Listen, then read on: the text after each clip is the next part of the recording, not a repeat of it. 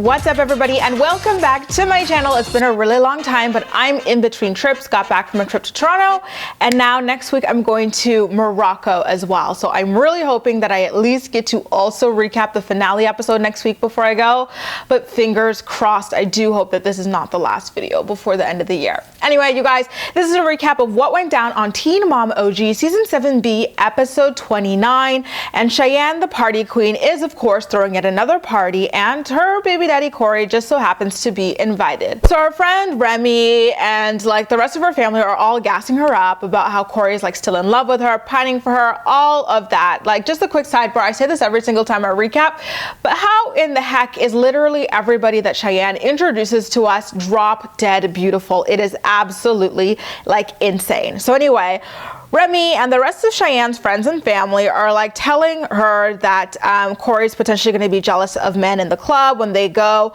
and start hitting on Cheyenne and stuff. And then they ask him a question, like they turn around a question meant for Cheyenne and direct it to Cory, like, hey, like what would you do if a chick started like hitting on you in the club? Would you like grind with her for the night, like hook up with her? Like what would you do?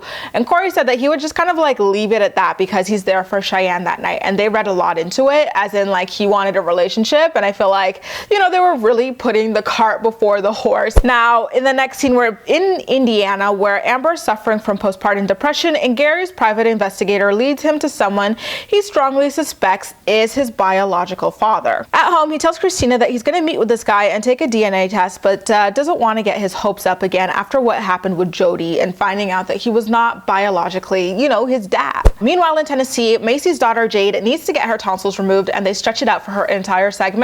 So this is probably, you know, if not definitely the only time you're going to hear me talk about Maci. Like nothing really happened over there. And I'm not too huge on like the periphery kids. You know what I mean? Like I'm more interested in the original kids, both in Teen Mom OG and Teen Mom 2. Like the $20,000 club, like is not really like that big of a thing for me. I'm not as attached to those kids. So anyway, let's head over to Texas where Bristol's upset over the social media battle that she's in with her soon-to-be ex-husband. She wants to broker a ceasefire, so she texts him a novel requesting that they meet up to figure things out. She then calls him out for bashing the mother of her kids, as if she wasn't also on social media bashing the father of her kids. She then talks about how Dakota still has yet to respond to a text of hers about, you know, Trip, something that Trip needed, you know, him for. And I kind of, you know, with Bristol, ever since like Dancing with the Stars Junior Gate, I worry about like the validity and like the timelines of the things that she says. I don't know how long ago she texted Dakota about Trip. For all we know, it could have been like an hour ago or 2 hours ago or something like that. And she wants to exaggerate it as if Dakota no longer cares about her son. Like it is really hard to tell. But I will say though, that I don't think that it was an appropriate thing of her to like blurt out in front of Trip. Trip was not like exactly in the dining room with her, but he was in the living room adjacent to the dining room, you know, pretending to be interested in flipping through family photos, right? And she kind of gave off the impression that Dakota did not care about Trip anymore now that they were divorced, and that wasn't like the brightest idea. Up in Michigan, Catelynn and Tyler go appliance shopping, and he could not seem any less interested in his wife if he tried. They go back home and talk about the 15-week checkup that Kate went to alone. There was no issues about that. That's not shade. She did go to it alone. And Tyler gets a text from his project manager about the status of like his home and like when he's able to move into it, the Octagon house. And it's so like awkward to me. I feel so like, Kate, like girl, stop it. Like he gets a text and the guy's like, oh, like this, that, and the other is going to be done like today. And so he's reading it out loud and Kate's like, wow, it looks like we're going to be able to move in there like pretty freaking soon. And then he gets another text, this, that, and the other is going to be done like tomorrow or in a couple days. And then she's like, wow, we'll really be able to move in there really soon. And his response to his wife using we twice despite the looming separation was, yeah, I'm like really going to be in there quite quickly. I'm ready to go. And when this guy said ready to go, he meant ret to go, like ready this instant, bags packed, by the door, get me the hell out of here. And it, you know, you got to feel bad for Catelynn, especially considering the fact that she's pregnant, but it is so cringeworthy to watch play out on television. We're then transported back down to LA where Cheyenne's exy with a good beard showed up at the club last night, or did he? I feel like this is just a producer plot for, you know, a storyline for her. And it really pissed Cory off, you know, the Cory who is not her boyfriend, Cory. Apparently this is the guy that she cheated on with Cory and had the baby with.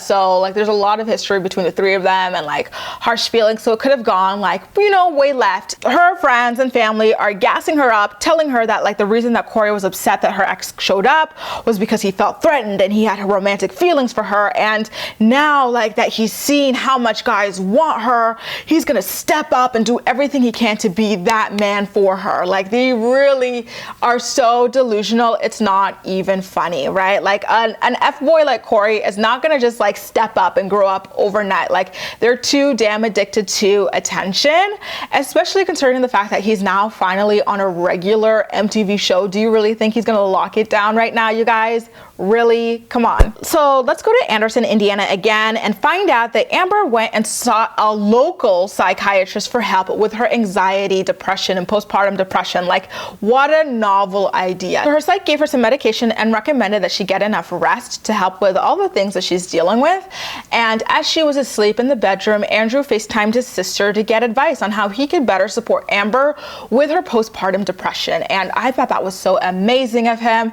The sister gave great advice. She's like, you know, why don't you go to, you know, support groups for men who are dealing with it themselves, because this can affect men as well, and share thoughts and ideas there. And she go to a support group for women dealing with postpartum depression. And it was just great. It was a great conversation. He really took initiative there. And, you know, I love it. Like, especially considering a couple episodes ago, he was the one who went on the internet and found a boxing thing for Amber to participate in. Like, it's great. Like, you know, he does have a really sketchy history, but so far so good here, you guys. Meanwhile, on Gary's half of the segment, he really is starting to overshadow her, isn't he? He gets his test results and finds out that the guy that the private investigator tracked down is in fact the father. So he's pretty stoic about finding out the news, and Christina has all of the excitement in the world for him. I think she even shed a couple tears as well. I am so freaking happy for Gary. He has grown and matured so much over the years, and it really cannot be easy having a thought from the 80s as your mom and really wondering who you are, where you come from, right? And like her discouraging you from finding out your father, like doing everything she can to block your quest, like not helping you at all. Like it was difficult, and I'm glad that it came to a happy ending. Now let's scoot on over a little bit. I don't know if it's the left side or the right side. My geography skills are not the best, but in Michigan, Catelynn and Tyler go to couples therapy off camera and then dine out with his mom, who interrogates them as they talk over each other to answer every single damn question. You guys, how irritating is it to speak with people, you know, with a pair of people or a trio of people who just don't let the other speak. Like everyone has to speak over each other, and you as a listener don't want to be rude to either one. So you're like watching a tennis game or like, oh, let each other speak. They always freaking do this. So anyway, they talk about the status of their separation, the home being built, and all of that stuff. But Kim's main concern is making sure that her precious golden boy, Tyler, follows through on the separation. And she tells Kate that it'll do like a lot of good for her too, in finding herself, finding out what she wants to do with her life and all of that stuff. Anyway, we quickly head back over to Indiana, where Gary and Christina go out to a restaurant to meet with his biological father, who's got the exact same nose and beard as Gary, and I think he had the same eyebrows as well. Like it was a spitting image. He seems to be a really nice and clean cut and happy guy. Gary is so excited to meet this guy. He's like, I want to like have a relationship if you're willing. I would love to also introduce you to my kids. Like I really do hope that that relationship is being maintained like as we speak, because you know, he deserves it, and you know, his kids deserve it as well. We are still in the middle of an episode of Cheyenne's endless parties when Cory rolls in to her like hotel room or Airbnb or whatever to talk about the previous night's drama with her ex-boyfriend allegedly showing up. Cory says that it's weird to go out together being so hot because obviously someone's going to be hitting on Cory or on Cheyenne on any given night, so maybe they should just stop going out together. And you could just see it, you know, Cheyenne's face drop, because you know, everybody around her had like built her up to believe that Cory was in love and chasing after a relationship, and he's effectively telling her no, like let's stop going out together, let's stop crossing that line, aka this isn't going anywhere. Down in Kentucky, Dakota goes skydiving to work up the nerve to call Bristol, and she immediately launches into a rant before like he even gets to say hello, like what's up, anything like that. But it seems like, you know what, in her defense at the same time, it seems like he picked up the phone to be like, what do you want? So I guess that's why they both always start on 100. Bristol says that she wants to get together to talk about how they can like have a better rapport for the sake of the children, and Dakota tells her that he is not interested in sitting down to talk with her just for the sake of talking. According to Dakota, everything is fine. They don't need to be better. Like, as he's yelling through the freaking phone, like, it's, you know, just ridiculous how freaking stubborn he can be. And he calls her out. He goes, Bristol, like, if you really want to make things work and if you really want to fix things, how about you try calling or texting me when the cameras aren't around for once in your freaking life? How about that? And Bristol's only like response to that was that the cameras hold them accountable, and that's why she pretty much, you know, only wants to have these sorts of conversations whenever they're rolling, which I don't think is a good enough excuse. I think that Dakota was right to be suspicious of her motives in trying to paint him, like, you know, into a corner with the audience. Once the conversation ends, he talks to our unfortunately named producer and tells her that Bristol's just a child because she only cares about her image on the show rather than what's actually going on in real life. Now, you guys, Amber, the true Amber that we've known for so many freaking years, actually comes out in this next scene. Like, it was so freaking rough to watch the way that she treated Andrew, who was only doing his best to be a supportive partner to her while she struggles with postpartum depression and the host of, you know, other difficulties that she's been suffering from mentally for a really long time. They're in bed and they're talking, and Andrew's like, hey, like, I was talking to my sister and she suggested that maybe you can, you know, we can go to support groups to help deal with your postpartum depression. Amber gets extremely snippy and she starts yelling about how she has postpartum depression the hardest of anyone because she's on camera. I was like, really, girl?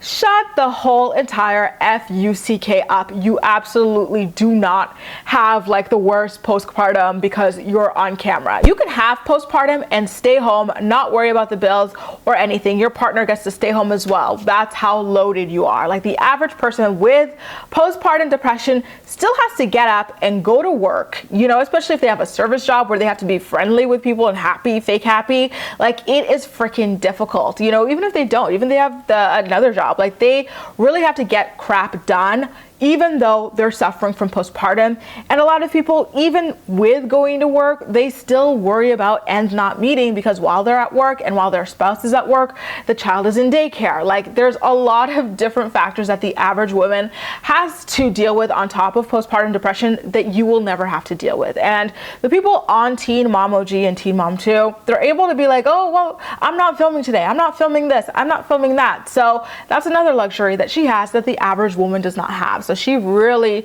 really seriously needed to get the hell off of her high horse there, pretending like being on camera is like the worst thing to deal with postpartum depression. Yeah, it does suck that you have to deal with this on camera, but that doesn't make it any more difficult than what the average woman is going through. And you're also unemployable, so you should be happy that that's the only thing you have to worry about is being filmed for the next couple of years, because once that ends, God knows where the hell you're gonna end up. Poor Andrew could not get a single word in. He just like sat there and like took the berating that she was doing to him, and he didn't even sigh loudly like, oh my god, whatever, like, or make a remark. He just let it go. But I'm not gonna feel too bad for him because this is the Amber that he saw when he hooked up with her at marriage boot camp. In fact, the Amber at marriage boot camp was 10 times worse than this, and he still wanted in. So welcome. Now, back home in Michigan, Catelynn and Tyler sit down at the dinner table to discuss how to handle Nova during the separation, and Tyler seems pretty blasé about it. He's like, you know what, just play it by ear as it happens. We don't have to stick to a strict schedule. We're still going to be talking, like, it's okay,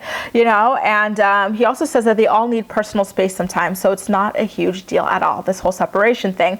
And Catelynn says that she doesn't want it happening every few years, and then he lets out a weird what, like, in response to her statement. I don't know if that like weird what thing he did was because he felt like he just got busted in his plan to like make it through the marriage by separating from his wife every so often, or I think this is more likely if he was trying to hold back like a really shady comment. Like, that what was shade, like, oh, we can't just up and leave every couple of months, considering like the whirlwind that, you know, Kate kind of put the family through that got them to this point, right? Like, I kind of feel like that's more what he was getting at. at. The fact that before, Kate was okay with like leaving him and Nova every so often without even like checking up on her, you know, outpatient treatment or in with local doctors or anything like that. That's what I feel like he was throwing shade towards. So anyway, he asked her to further explain what's on her mind, and she said that she only wants to do it in therapy or she'll get, you know, of course, triggered. In the end of their conversation, Catelynn starts crying and she's like, you know what, like I'm wondering, like, is heartbreak at the end of this? Because if heartbreak is at the end of this, just go ahead